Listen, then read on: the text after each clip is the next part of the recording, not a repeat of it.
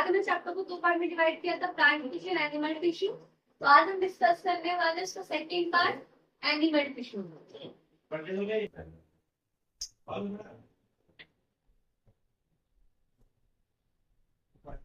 Animal tissue, देखो tissue, पहली बात टिश्यू यहाँ पे क्या था?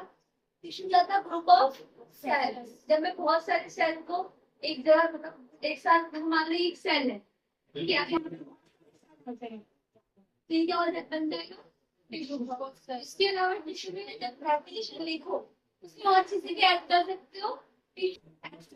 सेल्स जो एक ही रीजन से मतलब एक ही तरह से बने हैं ना, जैसे कार्डियक मसल्स है ना, उसमें जितने भी सेल्स होंगे वो सारे एक ही तरह के होंगे, है ना। ये सब मिलकर एक ही काम परफॉर्म करते हैं, ठीक है। जैसे अगर लंग्स के कोई सेल्स है या मेरे लीवर के सेल्स है, मिलती हुई एक काम करेंगे। टिश्यू जितने सेल्स है मिलकर एक काम करते हैं, क्योंकि मैं डेफिनेशन लिखा दिया। देखो आज हम करने वाले एनिमल टिश्यू। एनिमल टिश्यू समझने के लिए मैं इसको 4 पार्ट में ले सकती हूँ। ठीक है,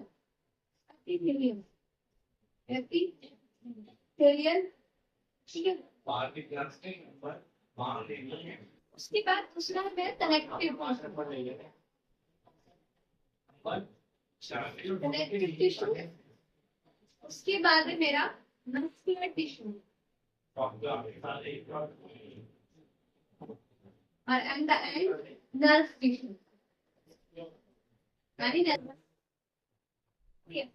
एपिथेलियम की बात करो तो देखो टिश्यू में है ग्रुप ऑफ सेल, ठीक है। एनिमल टिश्यू में देखो, जैसे मान लो मेरी बॉडी है, बॉडी में कवरिंग है, मेरी स्किन है ना, वैसे ही मेरे जितने ऑर्गन होंगे जो कोई कवरिंग होगी, है ना, एक आउटर लेयर होती है ना, उसे बोलते हैं। वहां पे कौन सा टिश्यू प्रेजेंट होता है? वहां प्रेजेंट होता है मेरा एपिथेलियम, ठीक है। अगर मेरी स्किन है, यहाँ पे जो टिश्यू प्रेजेंट है ये कौन सा टिश्यू प्रेजेंट है? एपिथेलियम। सबसे सबसे पहला एक ऐसा बेस होगा, ठीक है। ऐसे बेस के ऊपर यहाँ पे बहुत सारे ऐसे सेल, एक सेल, 2 सेल, 3, 4 सेल ऐसे, तो यहाँ पे न्यूक्लियस ऐसे, ठीक है। ये अगर एक ही लेयर है तो ये मेरा हो गया सिंपल एपिथेलियम।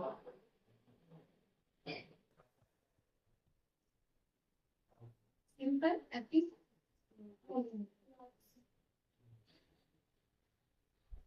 अगर इसके मतलब इसमें अब यहाँ एक ही लेयर है, यहाँ मान लो 2-3 लेयर आ गई सेल्स की, ये क्या बना रहे हैं? सेल्स आ रहे हैं समझ। यहाँ पे एक सेल, ये एक और लेयर ऐसे, समझ रहे? बोल देना।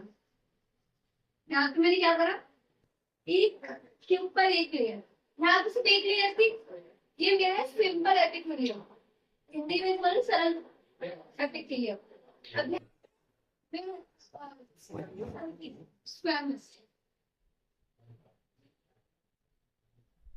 स्क्वैमस एपिथेलियम की बात करूं तो स्क्वैमस एपिथेलियम इसमें लेयर के ऊपर ऐसे लेयर में, ठीक है। मैं ऐसा नहीं, देखो ड्राइंग बन हो गया, ऐसे ड्राइंग बोल यहाँ पे डायग्राम बन रहा होगा, देखो ये रहा, तो जो सबसे ऊपर है सुंदर सिंपल यहाँ पे, हाँ क्लियर है, सिंपल है। और 2-3 है तो स्क्वैमस एपिथेलियम। ऐसा में दोनों को मिक्स कर रखा है, पर अभी थोड़ा समझोगे ना थोड़ी चीजों को क्लियर हो जाएगी, अलग अलग क्यों करेंगे, ठीक है। यहाँ पे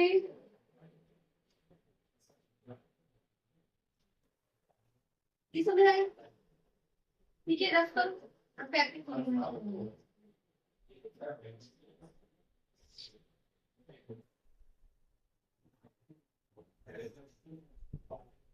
ठीक है। अब देखो अलग अलग शेप के एपिथेलियम होते हैं, ये सिंपल हो गया ये लेयर, इसके अलावा होते हैं क्यूबॉइडल एपिथेलियम, जिन्हें बोलते हैं क्रोमोनाल क्यूबॉइडल।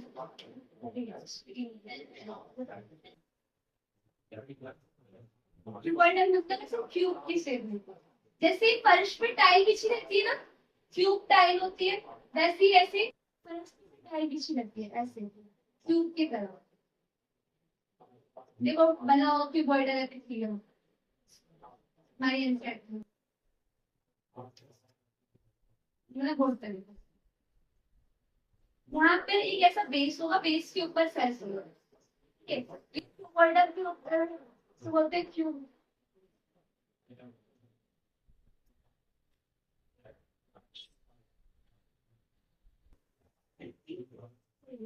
टाइप बता रही कौन कौन से टाइप के होते हैं, ठीक है। एक हमारा था क्रोमनाल, इसमें से जैसे वो होते हैं पिलर होते हैं घरों के साइड में, बड़े बड़े है जगह पिलर्स होते हैं, स्तंभ जिन्हें बोलते हैं, तो वही स्तंभाकार एपिथेलियम, ऐसे लंबे लंबे जैसे जैसे एल्बा पिलर स्तंभ की तरह, ये टाइप है एपिथेलियम की। सिर्फ बोलते हैं लॉन्ग एपिथेलियम, पुलिस को ध्यान दीजिए। देखिए इसके अलावा तुम्हारे मतलब सीरियल एपिथेलियम, सीरियल एपिथेलियम में मतलब मान लो जैसे सिंगल पेज बना है, यहाँ पे सेल्स होंगे बहुत सारे, और सेल्स के ऊपर क्या होगा, यहाँ पे सेल्स के ऊपर जैसे सीरिया होंगे, और बैक्टीरिया, हमने सेल के बारे में पढ़ा था, तो हमने पढ़ा था बैक्टीरिया के साइड में सीरिया थे जिसको मूवमेंट में हेल्प करते थे, वैसे तो कैसे सीरिया होते हैं। अब एक एक को जानते हैं कि क्या काम है, कहाँ प्रेजेंट होते हैं। पहले मैं बात करते हैं सिंपल एपिथेलियम, सबसे फर्स्ट में यहाँ पे सिंपल एपिथेलियम, ठीक है।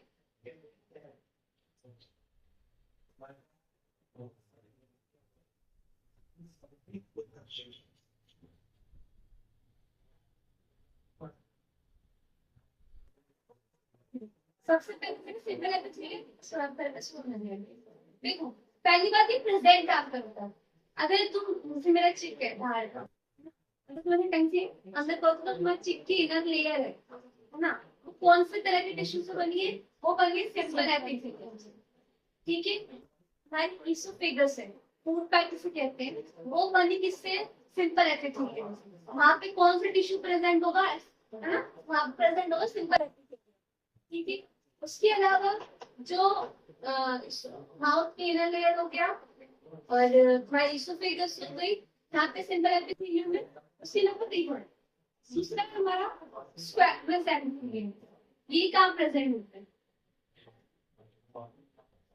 स्क्वैमस एपिथेलियम हमारा प्रेजेंट होता है स्किन, जैसे बताते हैं, जैसे हमारी बॉडी है, बॉडी के बाहर जो टिश्यू है, यहाँ पे कौन सा एपिथेलियम प्रेजेंट है, यहाँ प्रेजेंट है स्क्वैमस एपिथेलियम। समझ आया, सिंपल एपिथेलियम माउथ के इनर में और इसोफेगस में बने होते हैं, ब्लड वेसल्स होती है वहां पे।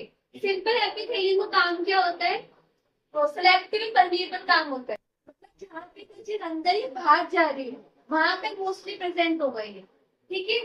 तीन चीजें बता दी मैंने। उसके बाद अगर स्क्वैमस एपिथेलियम की स्किन की आउटर लेयर है, मतलब मेरी बॉडी की जो स्किन हो गई वो किसी बनी है स्क्वैमस एपिथेलियम, ठीक है। इसे बोलिए सल्की एपिथेलियम, इसमें सरल एपिथेलियम, ठीक है। उसके अलावा तीसरा मेरा यहाँ पर है, वो है मेरा क्लोमनाल, ले लेते पहले ये बॉर्डर आता है क्लोमनाल एपिथेलियम। अब देखो यहाँ पे इसकी शेप्स बनाई गई, थोड़ी सी स्तंभ की तरह। ये प्रेजेंट कहाँ होता है, ये प्रेजेंट होता है जहाँ पे एक्सक्रीशन का काम हो रहा हो, कुछ चीज अब्सॉर्ब करने का काम हो रहा हो, वो कहाँ हमारे अब्सॉर्ब करने का काम कहाँ पर होता है, डाइजेशन सिस्टम में स्मॉल इंटेस्टाइन में, है ना। तो स्मॉल इंटेस्टाइन तो बिली होती है, बिली का काम क्या होता है, डाइजेशन में मिनरल से उनको अब्सॉर्ब करना, ठीक है। तो जो माइक्रो बिलीज होती है वहां पे जो टिश्यू प्रेजेंट होता है वो कौन सा होता है, क्लोमनाल एपिथेलियम, ठीक है। प्रेजेंट का होता पता लग गया, ठीक है। शेप पता लग गई कैसी होती है। उसके बाद बात करते हैं अपने क्यूबॉइडल एपिथेलियम, क्यूबॉइडल एपिथेलियम।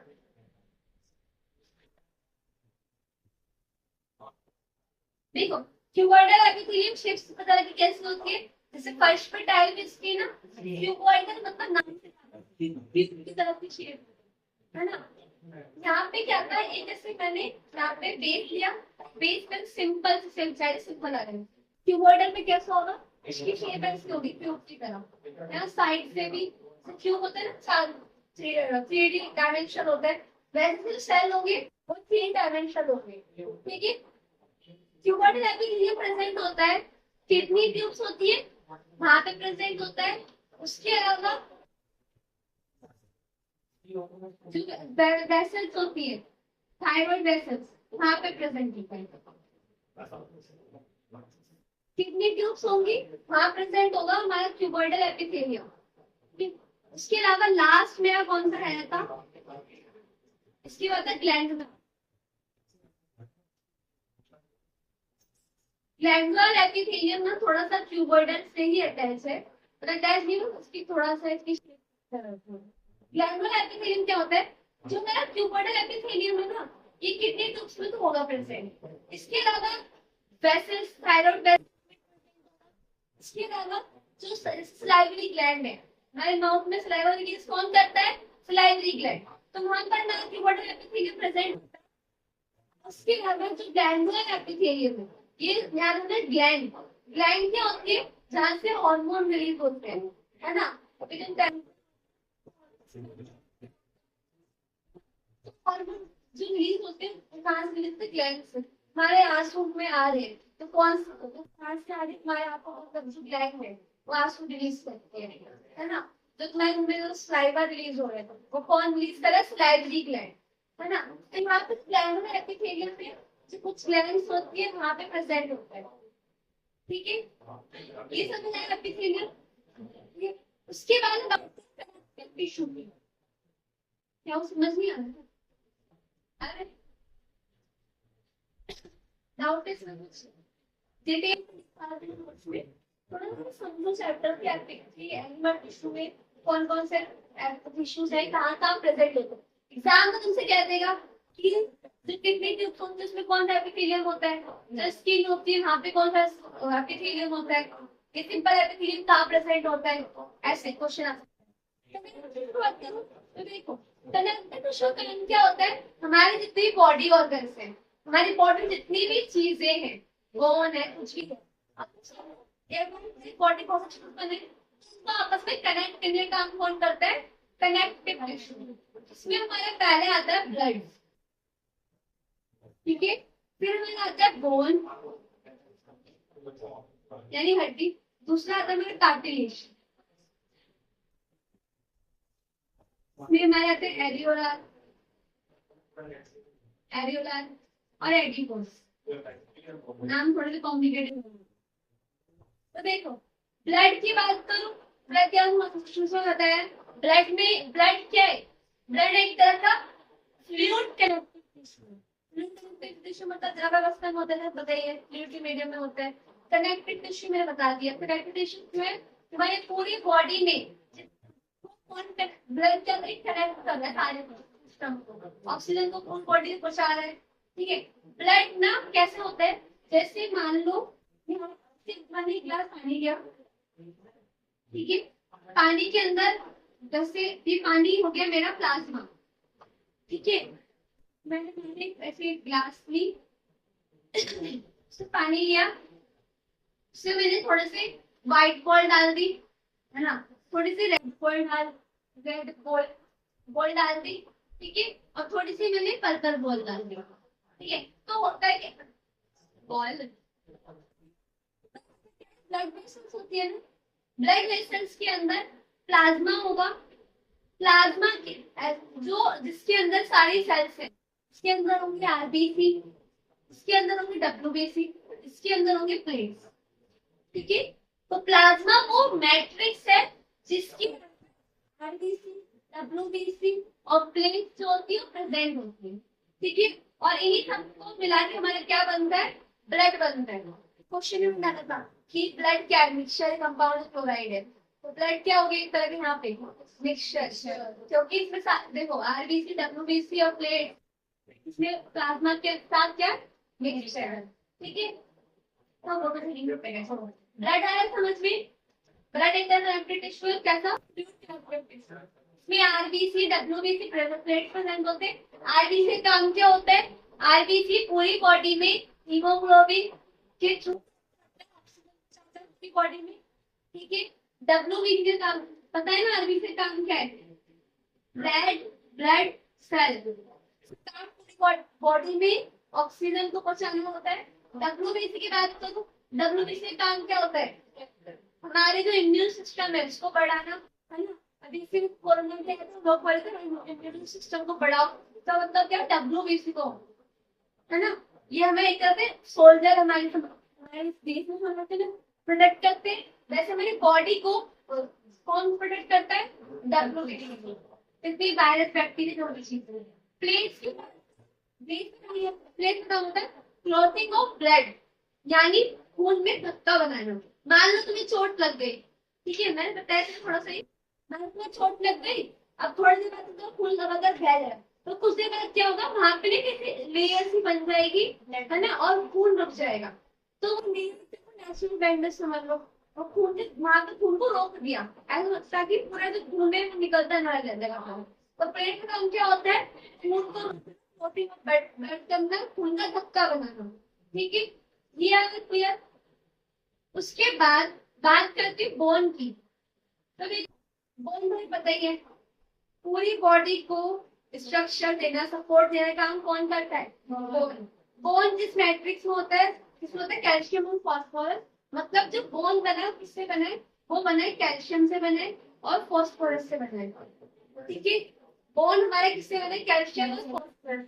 पहले बोलते हैं क्या होता है, उसका बनता है कैल्शियम, ठीक है। बोन हमारी बॉडी को कर रहे हैं स्ट्रॉन्ग। अब देखो तो बोन की बात करूं मैं तो देखो, याद एक याद रखना एमटीबी, एक याद रखना बी एल बी।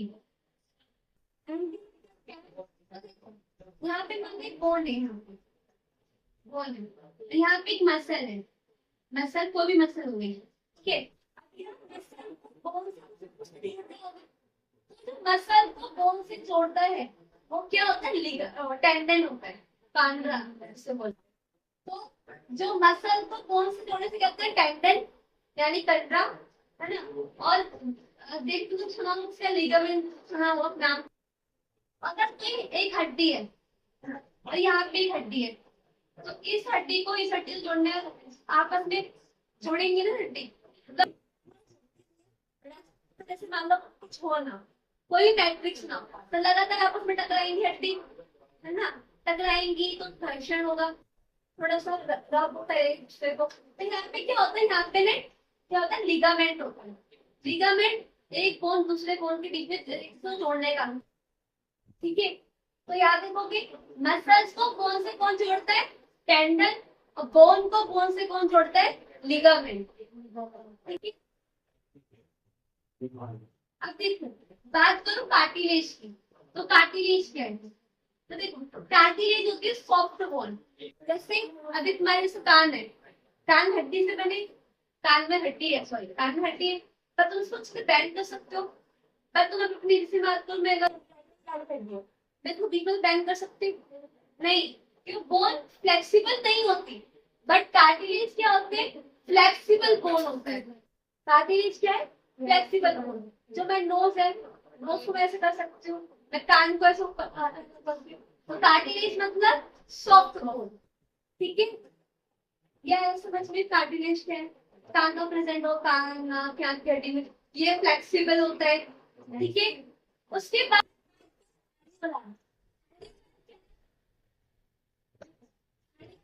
मान लो कोई दो तरफ ऑर्गन है, उनके बीच में कोई खाली जगह है, तो उसको फिल करने का काम कौन करता है? एरियोलर, ठीक है। मतलब उसे कहीं भी जगह मिल जाए खाली, तो वो ना स्पेस भरने का काम करता है एरियोलर। मान लो पेट में स्टमक के बीच में खाली जगह है, तो वहां पे जो टिश्यू प्रेजेंट होगा कौन सा होता है? एरियोलर।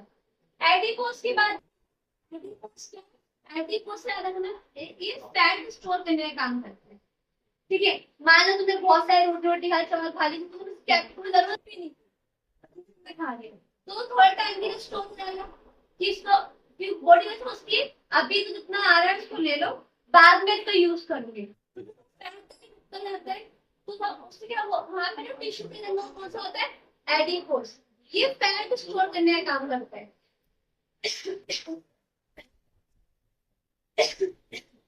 एडिपोज क्या काम करेगा, फैट स्टोर करने का काम करेगा, ठीक है। और इसका बॉडी टेम्परेचर को कंट्रोल करना, ठीक है। ये समझ आया, ये सारी चीज समझ आए, ठीक है। ये समझाना अब तुम्हें क्या रहेगा, तुम्हें अब तुम पढ़ोगे ना चैप्टर को छोड़ देंगे, चार्ट बन गया फिर चैप्टर, ठीक है। अब बात करो मस्कुलर टिश्यू की, इसमें से 3 ही हो, पहला हमारा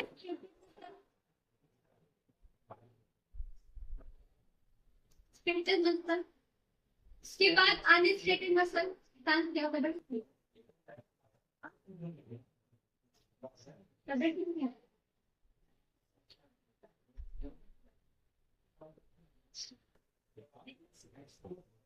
अनस्ट्रेटेड मसल, ये मेरा कार्ड है।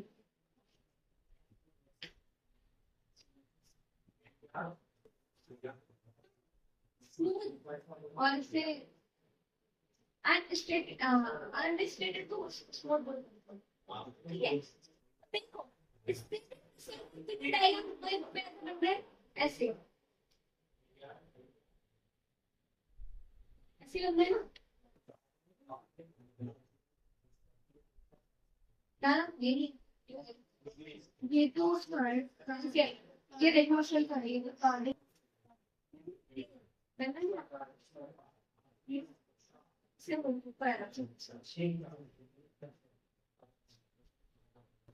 ठीक है ऐसे यहाँ पे न्यूक्लियस बना होगा, यहाँ पे न्यूक्लियस कहीं बीच में होगा साइड में, ठीक है। अब इस स्टेटेड मसल की बात करो, एक ऐसे बनता होगा स्टेटेड मसल, ठीक है, और तुम्हारा एक बनता होगा अनस्टेटेड मसल, वो ऐसे होगी जैसे यहाँ की होती है, यहाँ से नैरो साइड से कॉर्नर से नैरो होती है, तो यहाँ पे से न्यूक्लियस, ठीक है। और कार्डियक ब्रांच होती है पेड़ की, ऐसे समथिंग थोड़ा ऐसी बन रही है, ठीक है। अब देखो बात करो स्टेटेड मसल की, ये बात करो पहले स्टेटेड मसल की, ये कहाँ प्रेजेंट होती है, ये प्रेजेंट होती है जहाँ पे वॉलेंट्री काम हो रहा है, क्या काम हो रहा है, वॉलेंट्री होती है, हमारी इच्छा से काम हो रहा है, जैसे अभी मैंने वॉलेंट्री, जैसे अभी मैं अपना हाथ मूव कर सकती हूँ, तो यहाँ पे मेरा मसल्स है, मस्कुलर टिश्यू की बात कर रही हूँ, मस्कुलर मतलब मसल्स की बात मैं बात करूँ तो जो मुझे इसमें हेल्प करती है मूवमेंट की, मस्कुलर टिश्यू का काम क्या होता है, मूवमेंट में हेल्प करना, ठीक है, मेरे हाथ पैर की मूवमेंट हो, किसी तरह की मूवमेंट हो। अब बात करो स्टेटेड मसल की, वॉलंटरी मूवमेंट करके वहां प्रेजेंट होती है, ज्यादातर हाथ पैर की हड्डियों में प्रेजेंट होती है ना, मैं अपने हाथ से घुमा सकती हूँ, फोल्ड कर सकती हूँ, तो ये वहाँ पे कौन सा टिश्यू प्रेजेंट होगा, वहां प्रेजेंट होगी भी स्टेटेड मसल प्रेजेंट होगी, ठीक है। इसमें डाउट है तो ये कैसी होती है, वॉलंटरी होती है, मैं अपनी डिजायर के विल के अकॉर्डिंग कंट्रोल कर सकती हूँ, तो स्टेटेड मसल कैसी है, वॉलंटरी मसल, ठीक है। उसके अलावा इसमें देखो कैसी है, इनके पास बहुत सारे न्यूक्लियस है, कैसी मल्टी न्यूक्लियस प्रेजेंट हाथ पैर की हड्डियों में, उनकी हड्डियों से अटैच रहेंगे, ठीक है। इतना अगर तुमने कहा प्रेजेंट है, क्या काम है, कैसे दिखती है बता दिया मैंने। उसके बाद मसल की, तो इसके शेप बताया मैंने कैसे होता है, सिलेंड्रिकल, इसका होता है शेप स्टेटेड मसल का सिलेंड्रिकल होता है, सिलेंडर होता है, सिलेंडर जैसे सिलेंडर होता है ना ऐसे लंबा सा, सिलेंड्रिकल शेप स्टेटेड मसल। बात करूं मैं अगर अनस्टेटेड मसल को, तो इसकी शेप होती है स्प्रिंकल, स्प्रिंडल, स्प्रिंडल शेप, इस शेप को बोलते हैं स्प्रिंडल, शक्वाकार, ठीक है, शक्वाकार यानी स्प्रिंडल शेप,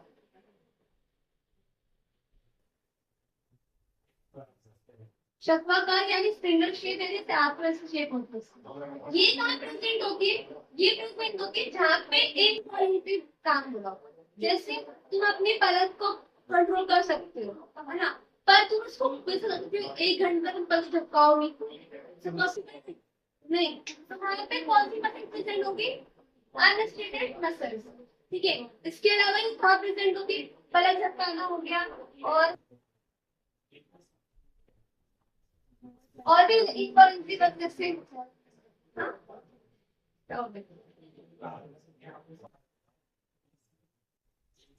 ये कैसी है? इनवॉलेंट्री।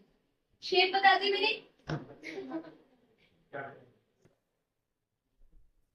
देखो, हमारे जो इनवॉलेंट्री होती है, अनडिस्टेटेड मसल होती है, प्रेजेंट कहाँ होगी? हमारे लंग्स में प्रेजेंट। सब करते हैं वहां पर, जो यूरिन पास करते हैं वहां प्रेजेंट होगी। ठीक है, इसके अलावा बात करो कार्डिक मसल। नाम से पता लग रहा है, कार्डिक मसल कहाँ प्रेजेंट होगी? अरे नहीं, हार्ट में, है ना। जो हार्ट के डॉक्टर क्या बोलते हैं? हार्ट के डॉक्टर क्या बोलते हैं? कार्डियोलॉजी कहते हैं, है ना। जो हार्ट के डॉक्टर होते हैं, तो ये कहाँ प्रेजेंट होती है?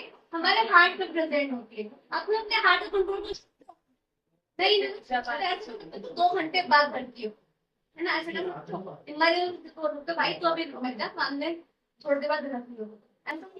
कार्डिक मसल्स क्या होती है? इनवॉलेंट्री होंगी। ये भी कैसे होंगी? इनवॉलेंट्री। शेप कैसे होगी इसकी? ब्रांच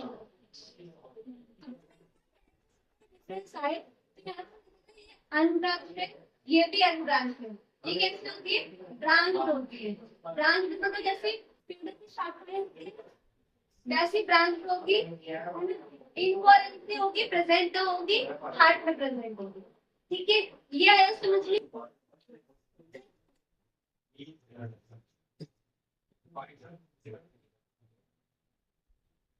उसके बाद है लास्ट हमारा नर्वस। नर्वस सिस्टम के बारे में देखो, हमारी बॉडी में जितने भी मैसेजेस हैं वो किसके थ्रू पहुंचते हैं? मान लो मान लो मम्मी ने कुछ गरम तवा रखा, तो पता चलता गरम है, तुमने सर छू लिया, तुम्हारे हाथ तुरंत पीछे कर लिया, तो तुम्हें हमारे स्किन में मैसेज पहुंचा है गरम। मैंने क्या कहा कि गरम है, हाथ पीछे कर लिया। ठीक है, तो ये मैसेज जिसके थ्रू पहुंचा, ये पूछा हमारे न्यूरॉन्स के थ्रू। न्यूरॉन्स तो मतलब सेल चैप्टर में तो न्यूरॉन्स के बारे में पढ़ा है ना, तो न्यूरॉन सेल कैसे होता है बनाओ शुरू करते हैं। डायग्राम बनाते हैं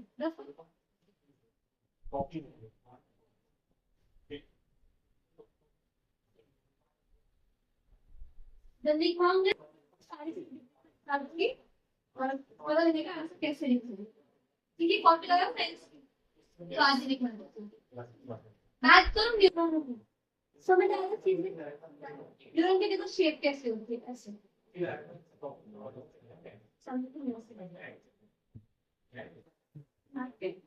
और ये ऐसा एक्सॉन, ये एक्सॉन, और ये हमारा नर्व एंड।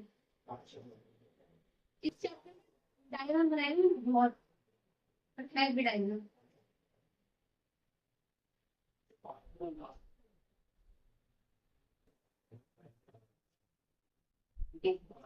यहाँ पे यहाँ पे ऐसे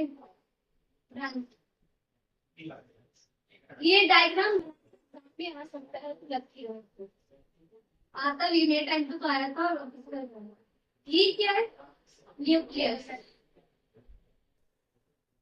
न्यूक्लियस यानी केंद्र। ठीक है, ये हमारा केंद्रक है, ये न्यूक्लियस है। ये क्या है हमारा? डेंड्राइट या भूमिका। भूमिका नहीं, भूमिका डेंड्राइट। ठीक है, ये इसे बोलते हैं हमारा साइटोप्लाज्म। पता है केंद्रक के और केंद्रक के बाहर क्या होता है? साइटोप्लाज्म यानी कोशिका द्रव्य। कोशिका द्रव्य ये हमारा होता है एक्सॉन।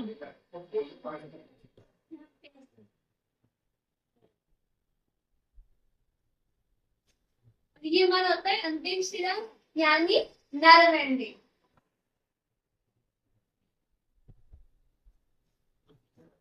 Nerve and. ये डायग्राम बनाने को आता है, थोड़ा ब्लड कैसे होता है। डेंड्राइट क्या करते हैं, डेंड्राइट मैसेज को कलेक्ट किया, है ना, मैसेज को डेंड्राइट पे लिया, उसके बाद साइटोप्लाज्म में मैसेज चेंज होता है, केमिकल पहन का कॉन्सेप्ट है। उसके बाद मैसेज कहाँ जाता है, एक्सॉन में जाता है, एक्सॉन में मैसेज जाता है नर्व एंड में। नर्व एंड के बाद ध्यान थोड़ी सी दूर पे दूसरे न्यूरॉन होगा, ऐसे उसके जो डेंड्राइट होगा मैसेज कलेक्ट करेंगे। ऐसे करते करते मैसेज है वो, मान लो अभी तवे की बात करी तो तवे कुछ हुआ था, तो मान लो यहाँ पे फिंगर में तभी कुछ हुआ, यहाँ से जितने भी न्यूरॉन्स हैं, जितने भी सेल्स, सारे न्यूरॉन्स के मैसेज मेरे सीएनएस पर, सीएनएस में क्या होता है, यहाँ पे दो चीज होती है, एक होती है स्पाइनल कॉर्ड, एक होता है हमारा ब्रेन। स्पाइनल कॉर्ड क्या होता है, हमारी बैकबोन होती है ना, बैकबोन, बैकबोन के अंदर एक ऐसी बैकबोन है पीछे, है ना, बैकबोन के पीछे ना एक, उसके अंदर एक ऐसा क्या होता है, स्पाइनल कॉर्ड होती है। स्पाइनल कॉर्ड के ऊपर क्या होता है, ब्रेन होता है। यहाँ पे मैसेज क्या होता है, मैसेज आएगा स्पाइनल कॉर्ड के पास, स्पाइनल कॉर्ड के पास होता है ब्रेन के पास। ठीक है, दर्द समझ आया, एनिमल टिश्यू में नहीं था। ठीक है, आई होप आपको सारी क्लियर हो गई होगी एपिथेलियम के बारे में, कनेक्टिव टिश्यू, मसल्स के बारे में, नर्व्स के बारे में। ठीक है,